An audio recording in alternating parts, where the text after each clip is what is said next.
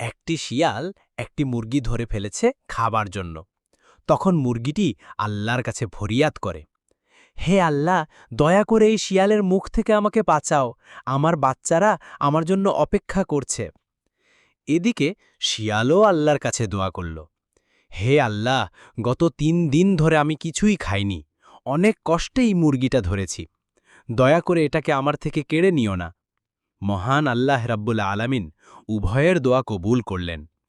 তিনি মুরগিটিকে বললেন, তুমি চুপচাপ থাকো, নড়াচড়া করো না।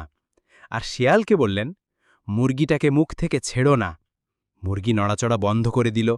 শিয়াল ভাবল, মুরগিটা নিশ্চয়ই মরে গেছে, এখন এটাকে আরামে খেতে পারব। এই ভেবে শিয়াল মুরগিটাকে মুখ থেকে ছেড়ে দিল। মুরগি সঙ্গে সঙ্গে ডানা ঝাপটিয়ে দৌড়ে পালাল। শিয়াল আল্লাহর কাছে অভিযোগ করল, হে আল্লাহ, তুমি আমার রিজিক কেড়ে নিলে। আল্লাহ বললেন, আমি কি তোমাকে বলিনি মুরগিটাকে মুখ থেকে ছেড়ো না? তুমি ছেড়ে দিলে কেন?